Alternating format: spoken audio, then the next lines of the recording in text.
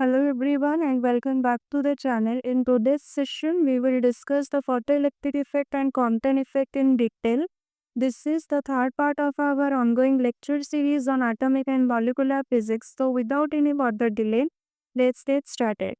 तो जैसे कि आपको पता होगा photo electric effect and quantum effect is are the basic thing okay that you already know but हम लोग यहाँ पे थोड़ा डिटेल में डिस्कस करेंगे.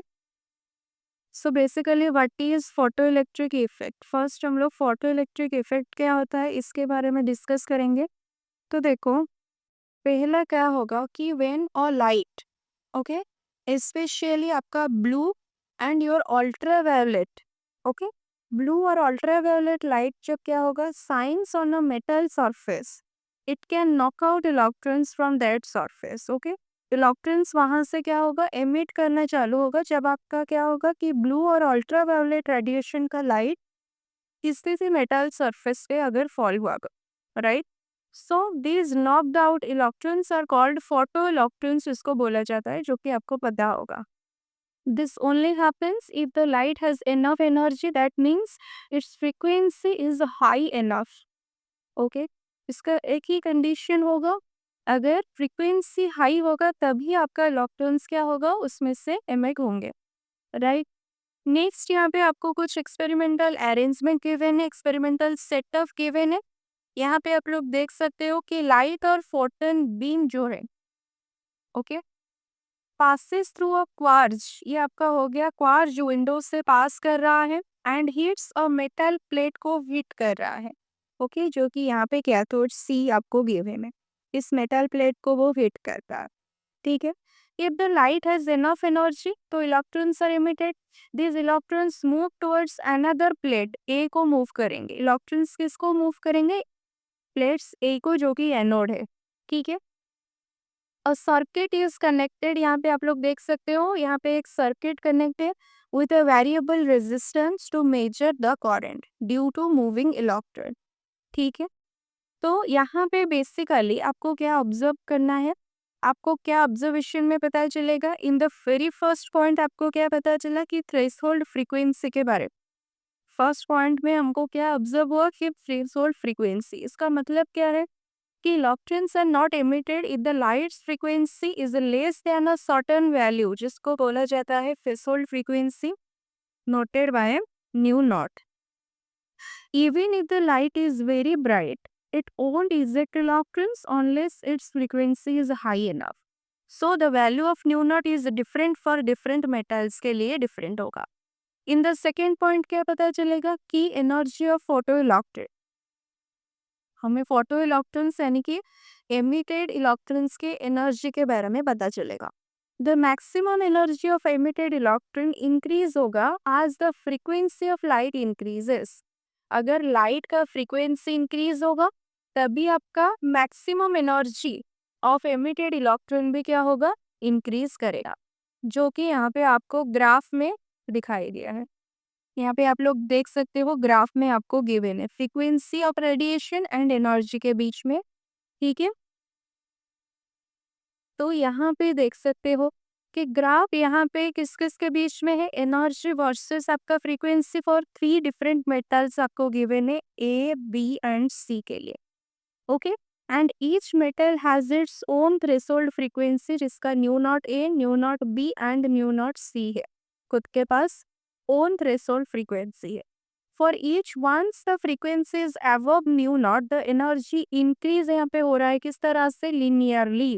एनर्जी इंक्रीजेस लिनियरली ठीक है ओके. सो बेसिकली आपको पता होगा कि वार्प फंक्शन का जो फॉर्मूला होता है for a particular metal that is H nu not. Warp यहाँ पे डब्ल्यू आपका हो गया warp function, H is the Planck's constant, new is the threshold frequency ठीक है. तो ये चीज आपको कुछ याद रखना है इस पर्टिकुलर राइट. तो जैसे कि इसमें इम्पोर्टेंट पॉइंट आपका हो गया कि light must be of sufficient frequency का होना चाहिए to remove electron to emit electron to eject electron from the metal surface right.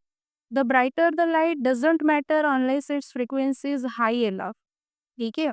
अगर लाइट ब्राइट हुआ तो आपको और ये ध्यान रखना है कि ब्राइट लाइट मतलब इसका फ्रीक्वेंसी ज़्यादा होगा, नहीं, ऐसा नहीं होगा, ठीक है। So different metals need different minimum frequencies, the extra energy यानी कि बियॉन्ड थ्रेशोल्ड जो होगा becomes kinetic energy of the emitted electrons.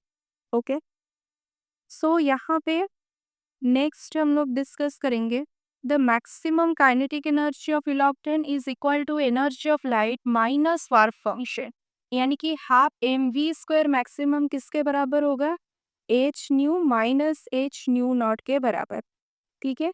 Energy of light, this is the energy of light minus ये आपका हो गया वर्क फंक्शन, ये हो गया आपका मैक्सिमम काइनेटिक एनर्जी का फॉर्मूला, ठीक है। ये फॉर्मूला आपको याद होना चाहिए to solve the numericals, h taking common nu minus nu not.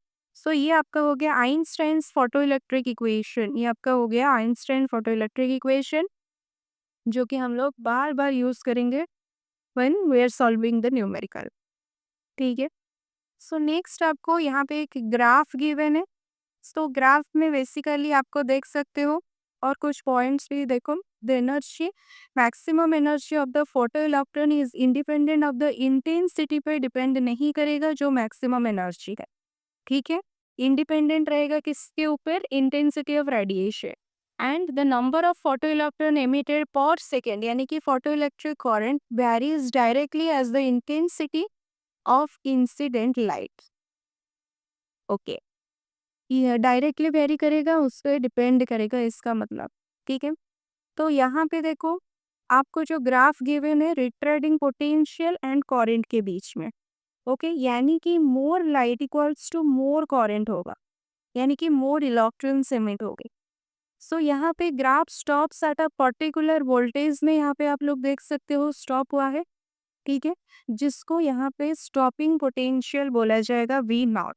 So this tells the maximum kinetic energy of electron, okay. तो वी नॉट आपको रिटर्डिंग पोटेंशियल और स्टॉपिंग पोटेंशियल बोल सकते हैं, ठीक है। सो यहाँ पे आप लोग देखो वी नॉट रिटर्डिंग पोटेंशियल है तो एक फॉर्मूला और आएगा, e V not equals to half जो मैक्सिमम काइनेटिक एनर्जी के साथ बराबर आएगा, एंड मैक्सिमम काइनेटिक एनर्जी का फॉर्मूला यहाँ पे सब्स्टिट्यूट करोगे तो ये और एक फॉर्मूला आपको यहाँ से मिल गया, ठीक है। E times v not equals to kinetic energy maximum के बराबर, नहीं तो h into nu minus nu not के बराबर होगा।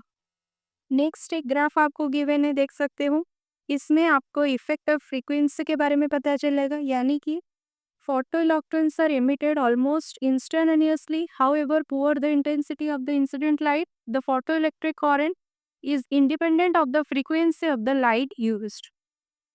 Okay? जो करंट होगा वो इंडिपेंडेंट होगा फ्रीक्वेंसी ऑफ लाइट यूज्ड, जो भी हम लोग लाइट यूज करेंगे उसके ऊपर डिपेंड नहीं करेगा।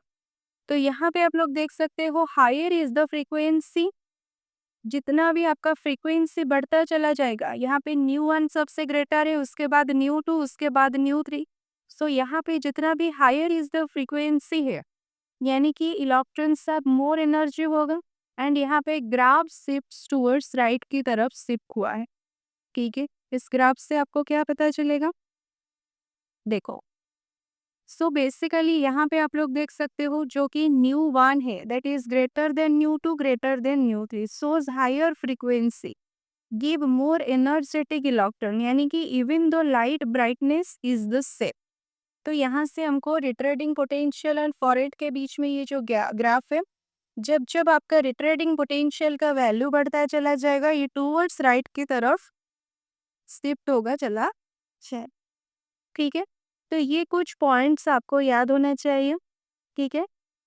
तो बेसिकली इसमें आपको क्या हमने अभी आपको डिस्कस किया, first one photoelectrons are emitted instantly emit होगा व्हेन लाइट हिट्स, यानी कि no delay, there is no delay, okay, this is the very important point you all have to remember. Next number of photoelectrons, यानी कि जो current होगा, number of photo electrons को हम लोग यहाँ पे क्या बोलेंगे, current, depends on light intensity पे डिपेंड करेगा, this is the main thing, okay, light intensity पे डिपेंड करेगा। Thirdly energy of photo electrons depend on light frequency पे डिपेंड करेगा, फ्रीक्वेंसी पे डिपेंड करेगा, इंटेंसिटी पे डिपेंड नहीं करेगा। कौन, एनर्जी, एनर्जी इंटेंसिटी पे डिपेंड नहीं करेगा, लेकिन फ्रीक्वेंसी पे डिपेंड करेगा। ठीक है, the photo electric effect can not be explained bye classical wave theory से हम लोग इसको एक्सप्लेन नहीं कर पाएंगे, ओनली बाय क्वांटम थ्योरी, यानी कि लाइट कॉम्स इन पैकेट्स और फोटॉन्स। ओके, इससे आपको इस थ्योरी को हम लोग इजीली एक्सप्लेन कर सकते हैं। सो ये आपका हो गया, जो भी मैंने आपको फॉर्मूला अभी आपको बताया, ये दोनों formula is very very important. इसको आप लोग अच्छे से याद रखोगे, these are very very important point. जब भी आप फोटो इलेक्ट्रिक इफेक्ट के रिगार्डिंग कुछ कुछ भी आप न्यूमेरिकल सॉल्व करते हो, तो ये हमेशा आएगा।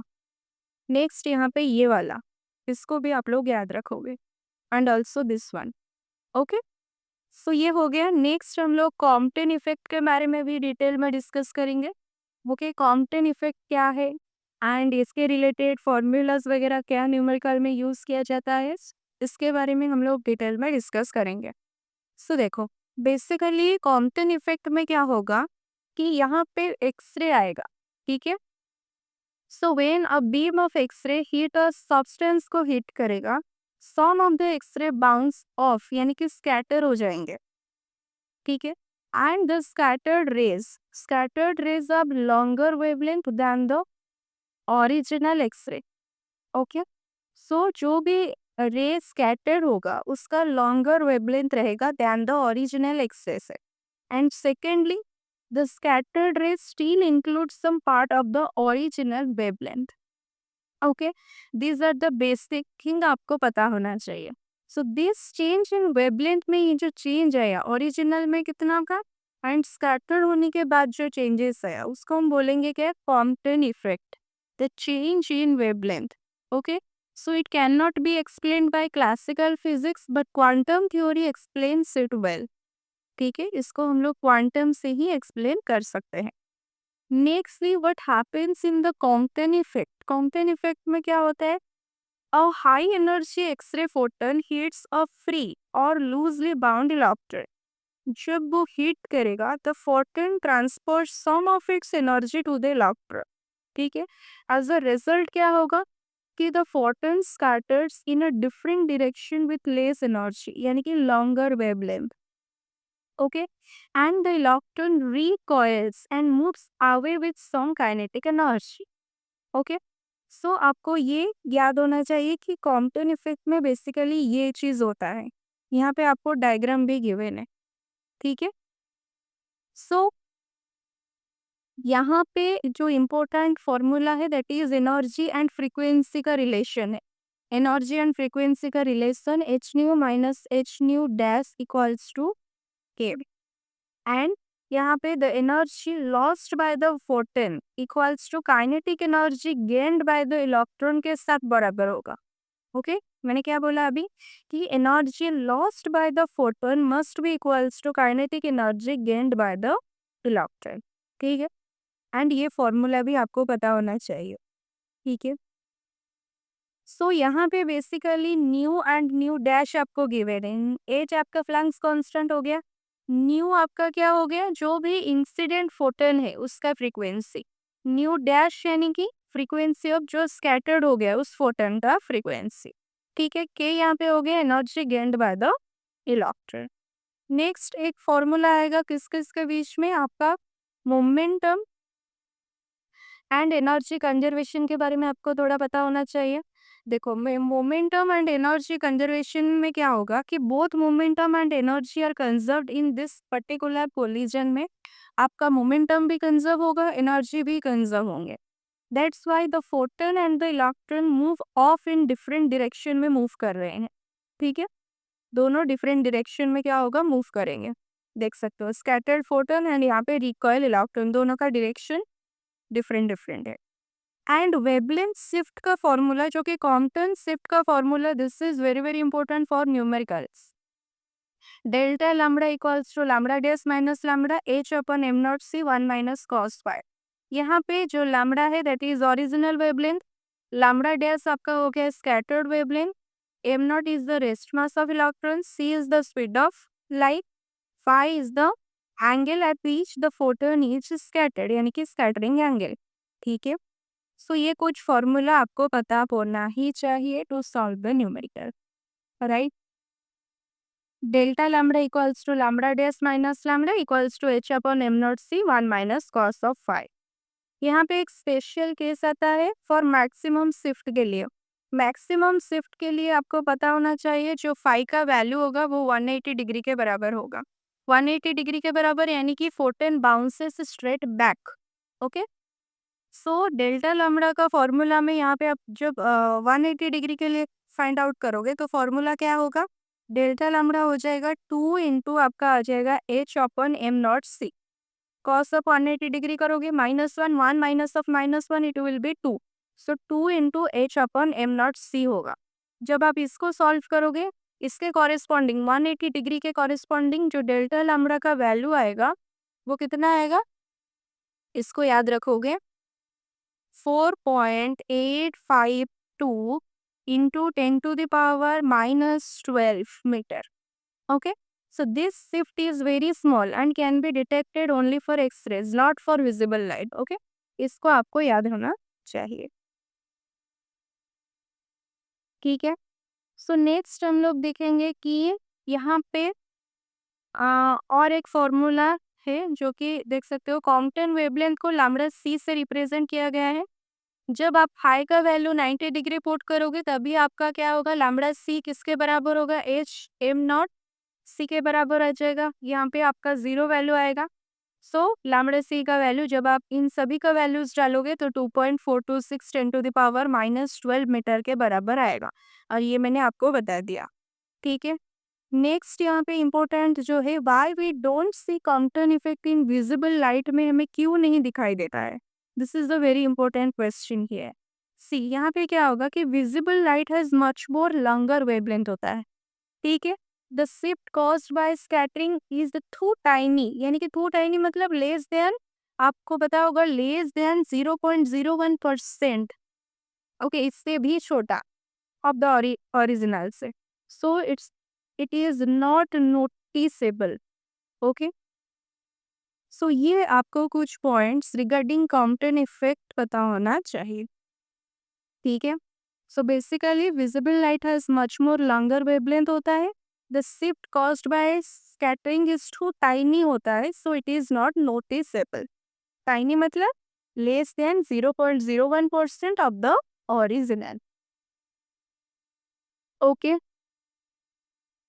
तो कुछ बेसिक पॉइंट दोनों के बीच में, photo electric effect and Compton effect. Basically photo electric effect uses only energy conservation को यूज करता है, whereas in Compton effect uses both energy and momentum conservation.